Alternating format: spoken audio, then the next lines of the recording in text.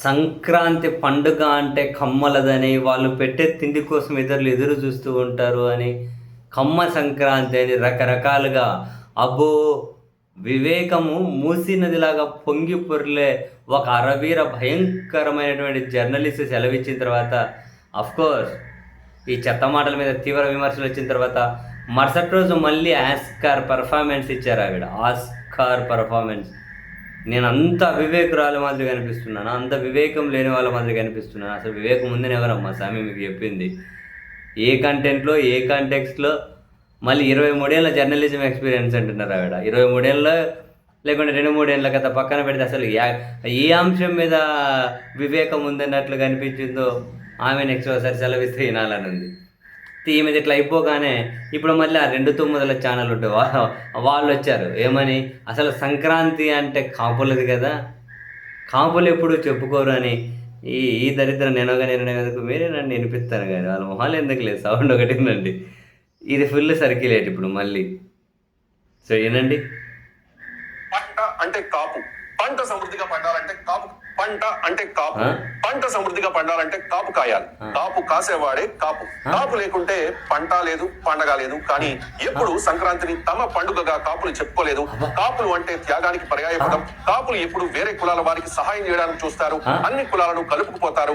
సొంతంగా భూమి లేకపోతే వేరే వాళ్ళ దగ్గర కౌలుకు పొలం తీసుకుని వ్యవసాయం చేస్తారు. పంట నష్టపోయినా, దిగుబడి రాకపోయినా, వస్తులుండైనా సరే కౌలు చెల్లిస్తూ ఉంటారు. కానీ మోసం మాత్రం చేయరు. కాపు అంటే ఒక విశ్వాసం. కాపు అంటే ఒక భరోసా. కాపు అంటేనే త్యాగం. అలాంటి కాపులు తమకు కలిగిన దాంట్లో కొంతైనా లేని వారికి సహాయం చేయాలని చూస్తారు. నాటి శ్రీకృష్ణ దేవరాయల వారి నుంచి నేటి చిరంజీవి గారి వరకు అనేక మంది సామాజిక సేవా కార్యక్రమాల్లో ముందుంటూ ఉన్నారు. 100 ఎకరాలని మానవతా దృక్పథంతో పేదవారికి పంచిన చరిత్ర కాపులది. శ్రీకృష్ణ దేవరాయల వారిని ఆదర్శంగా తీసుకుని అనేక దేవాలయాలను నిర్మించిన చరిత్ర కాపులది. ధూప దీప కైంకర్యాల కోసం 100 ఎకరాల్ని విరాళంగా ఇచ్చిన చరిత్ర కాపులది. కానీ ఏ కాపు కూడా మరో కులం వారి దగ్గర భూమిని యాచించలేదు, తీసుకోలేదు.